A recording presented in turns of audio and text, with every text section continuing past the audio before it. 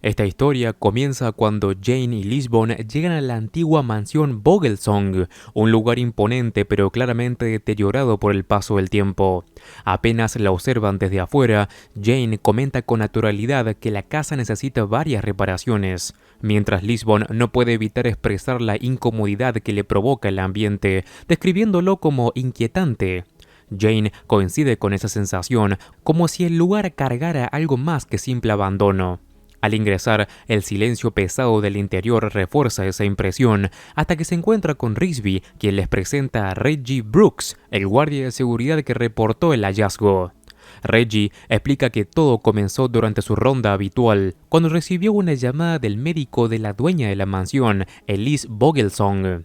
El doctor estaba preocupado porque ella no respondía a sus llamadas, algo fuera de lo común, y le pidió que verificara si todo estaba bien. Reggie accedió y al entrar a la casa percibió inmediatamente un olor a quemado que lo guió hasta la biblioteca. Ahí fue donde encontró lo que en ese momento parecía un cuerpo calcinado. Sin embargo, al dirigirse al lugar exacto, Jane se encuentra con algo inesperado. No hay un cuerpo como tal, sino apenas restos de cenizas. La escena está siendo examinada por el forense Brett Partridge junto con Cho, y la primera hipótesis que surge es la combustión humana espontánea. Una explicación poco común, pero que encajaría superficialmente con lo observado. Jane, sin embargo, no tarda en descartar esa idea. Observa con detenimiento cada rincón de la habitación, deteniéndose en detalles que otros pasarían por alto, y concluye que se trata de un asesinato cuidadosamente ejecutado. Señala que en la chimenea hay pequeñas esferas de vidrio, residuos que indican que algo fue arrojado al fuego a alta temperatura. Luego dirige la atención hacia una mesa cercana donde hay 3 vasos, aunque claramente deberían haber sido 4. Esa ausencia no es casual, alguien más estuvo ahí compartiendo una bebida con Ellis. Según Jane, el asesino intentó borrar su presencia arrojando su vaso al fuego, buscando eliminar así cualquier rastro. La escena, que inicialmente parecía extraña, empieza a tomar forma como un crimen deliberado. Mientras tanto, Risby le comenta a Cho que desde el despacho no registraron el nombre del médico que hizo la llamada, lo cual añade un elemento más de incertidumbre.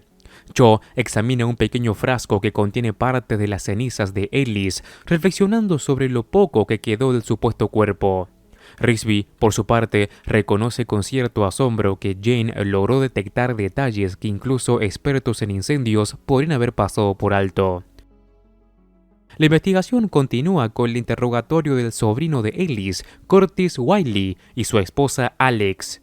Ambos describen a la mujer como alguien que había comenzado a perder la cordura. Según Curtis, el cambio empezó 2 años atrás, cuando su tía se volvió paranoica, convencida de que alguien quería hacerle daño. Esa desconfianza la llevó a despedir a todo su personal y a aislarse completamente en la enorme mansión. A pesar de todo, tanto Curtis como Alex encuentran extraño que no haya señales de robo, lo que descarta un móvil típico. Jane intenta profundizar en la relación familiar preguntando por el médico de Ellis, pero Curtis admite que ya no estaba en contacto con ella desde que comenzó a comportarse de forma errática.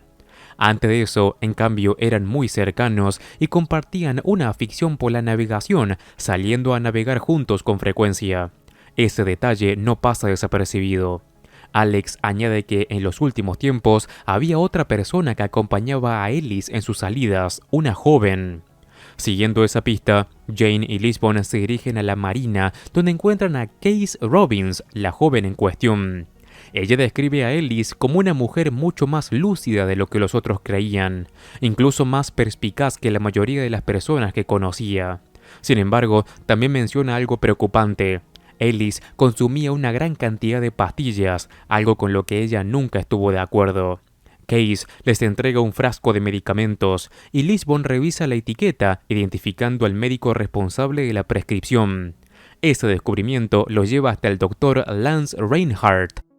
Durante la conversación, él explica que Ellis padecía demencia, justificando así su comportamiento errático. Afirma que no aprobaba que ella navegara ni que pasara tiempo con veteranos de guerra en actividades benéficas, ya que consideraba que no era adecuado para su estado. En cuanto a los medicamentos, asegura que eran simplemente ayudas suaves para dormir, necesarias para mantener un ciclo de descanso estable en pacientes con su condición. También confirma que fue él quien llamó al guardia de seguridad al no poder comunicarse con Ellis, lo que aparentemente refuerza su versión de preocupación genuina. Sin embargo, aunque su explicación parece coherente en la superficie, deja una sensación ambigua, como si no estuviera contando toda la verdad. De regreso en la central, la investigación comienza a ramificarse mientras Lisbon organiza las prioridades. Risby le informa que no encontraron nada particularmente sospechoso sobre Curtis y Alex. Ambos son artistas y aunque la situación económica no parece brillante, todo indica que se sostienen gracias al dinero familiar. En cuanto a Case, su expediente es prácticamente limpio, salvo por algunas multas de estacionamiento, lo que no aporta demasiado. Sin embargo, Lisbon no se queda conforme con lo superficial y decide profundizar en la figura del Dr. Reinhardt, ordenando a Cho y a Risby que investiguen su pasado antes de establecerse en California. Además, les pide que averigüen más sobre el responsable del hogar para soldados financiado por los Vogelsong. Esa línea los conduce hasta Johnny Griffin, un capellán vinculado a la fundación. Durante el encuentro, Johnny describe a Ellis como una mujer extraordinariamente generosa, alguien que había desarrollado un vínculo muy especial con Lizzie Calhoun, una enfermera que había servido en Vietnam. La relación entre ambas parecía ser más que una simple colaboración, casi una amistad profunda nacida del respeto mutuo. Johnny expresa su preocupación por el futuro de la organización, temiendo que tras la muerte de Ellis la fundación sea desmantelada, especialmente porque su familia nunca aprobó ese proyecto. Según él, Curtis estaba decidido a destruir todo lo que su tía había construido para quedarse con su patrimonio. Mientras tanto, en la oficina, Cho llega con una pila de documentos relacionados con la familia Vogelsong. La situación es caótica. Hay alrededor de 30 descendientes disputando parte de la herencia, cada uno señalando a los demás con acusaciones cruzadas. Entre esos papeles también surge algo revelador. Curtis no solo estaba distanciado de su tía, sino que había desarrollado un fuerte resentimiento hacia ella. Con esa información, Jane y Lisbon deciden confrontarlo nuevamente, esta vez en su galería de arte impresionista. Curtis no intenta ocultar el conflicto y admite que había demandado a Ellis porque consideraba que ella estaba tomando decisiones irresponsables y que muchas personas se estaban aprovechando de su deterioro mental.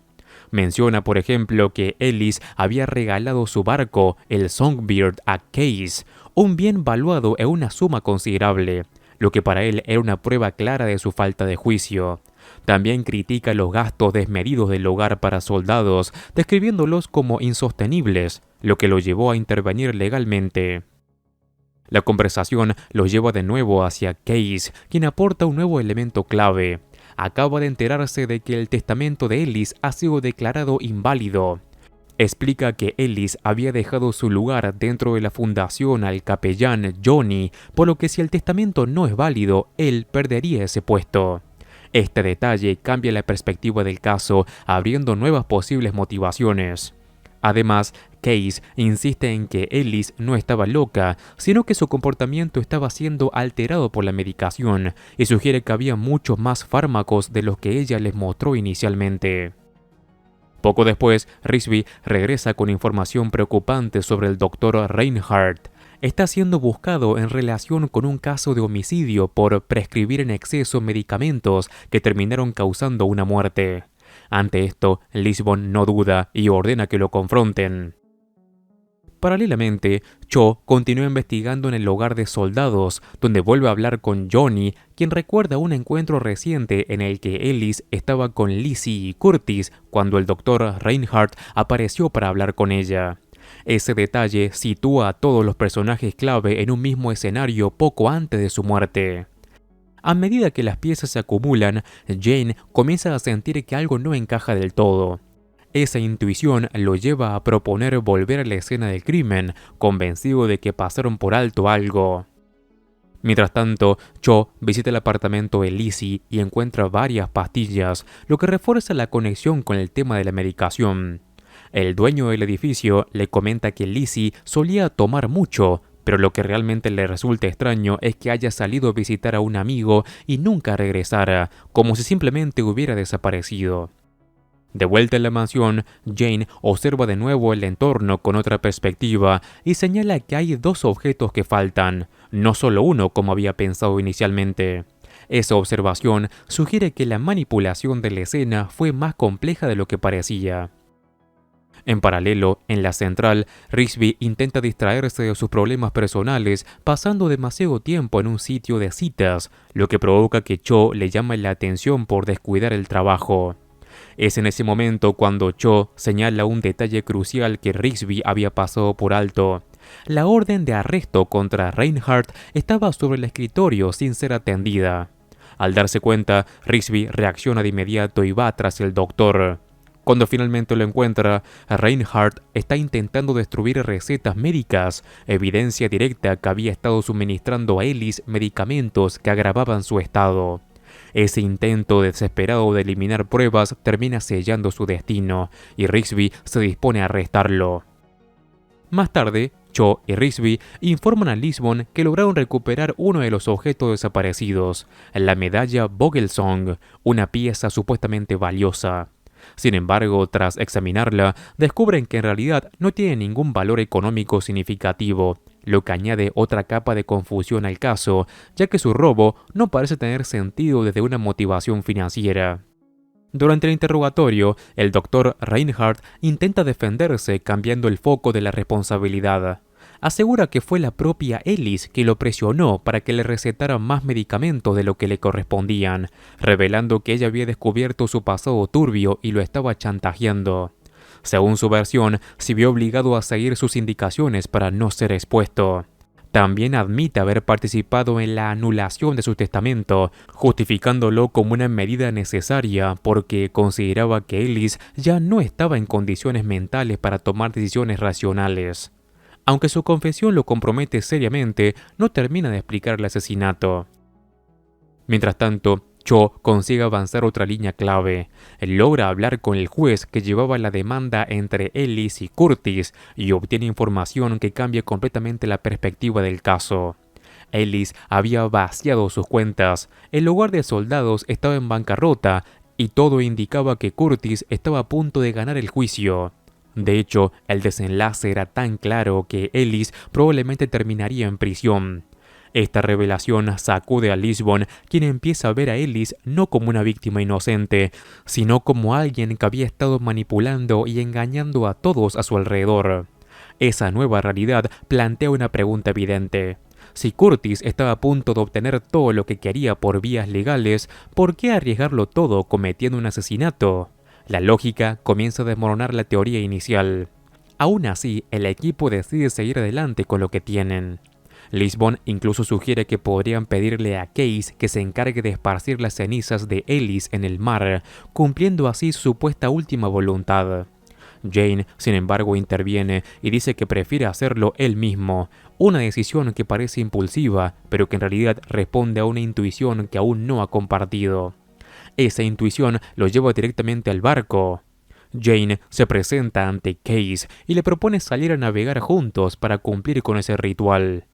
Ella se muestra reacia, argumentando que no es seguro. Pero Jane insiste y comienza a revisar el equipo de emergencia del barco, demostrando que todo está en condiciones. En ese momento, toma una bengala marina y la activa, generando una situación de tensión inesperada. Case, alarmada, sube rápidamente al barco para intentar quitársela y en medio del forcejeo pierde el equilibrio y cae al agua. Lejos de detenerse, Jane aprovecha ese momento y lanza la bengala hacia la cubierta inferior del barco. El humo invade el espacio cerrado y en cuestión de segundos se escucha una tos ahogada desde el interior. Esa reacción confirma lo que Jane sospechaba desde el principio. Alguien estaba oculto ahí. Sin dudarlo, baja y saca a la persona escondida, revelando algo completamente inesperado. No se trata de otra víctima ni de un cómplice desconocido, sino de la propia Ellis Vogelsong, viva, oculta y lista para escapar con una pequeña maleta. El plan queda al descubierto de inmediato. Ellis es arrestada en el acto y todo lo que parecía un caso extraño se transforma en una elaborada puesta en escena. Más tarde, en la central, Case acepta testificar en su contra al enterarse de que ella también formaba parte del plan de Ellis, no como cómplice sino como futura víctima. Cho le explica que Ellis planeaba eliminarla, probablemente para cerrar todos los cabos sueltos antes de desaparecer definitivamente. Confrontada, Ellis ya no intenta ocultar la verdad. Explica que todo giraba en torno a su dinero y al control sobre él. No estaba dispuesta a permitir que Curtis decidiera qué hacer con su fortuna, ni a perderlo todo en un juicio. La falsa muerte fue su forma de escapar de las consecuencias. En cuanto a Lizzie, admite que su muerte fue un inconveniente necesario dentro del plan. La drogó, la utilizó para simular su propia muerte mediante el incendio y luego colocó la medalla en la galería de Curtis para incriminarlo. Cada paso fue calculado para desviar la atención y asegurarse de que nadie sospechara que seguía con vida. Todas las piezas finalmente encajan en el lugar y el caso queda resuelto. Más adelante, Alex agradece a Jane por su intervención, reconociendo que sin él la verdad nunca habría salido a la luz. Jane, por su parte, le pide a Curtis que no abandone el hogar de soldados, que continúe con la obra que Ellis había comenzado a pesar de todo. Curtis acepta, comprometiéndose a mantenerlo en funcionamiento, y con ese cierre, ambos se marchan, dejando atrás el conflicto familiar. Sin embargo, para Jane nada termina realmente ahí. Apenas se despeja el caso, su mente vuelve a concentrarse en su objetivo constante, retomando la búsqueda de Red John, como si cada caso resuelto fuera solo una pausa momentánea en algo mucho más grande. Y con esto termina este episodio. Antes de acabar con este video, te cuento que si te gusta El Mentalista y querés ver más, en el canal tengo un montón de videos similares, ya que estoy viendo y resumiendo todos los episodios caso por caso. Así que te invito a que entres y encuentres toda la lista de reproducción completa y ordenada. Como siempre, me ayudas muchísimo al dejar un like y si querés, suscríbete así no te perdés nada de mi contenido. Un saludo. Master Movies.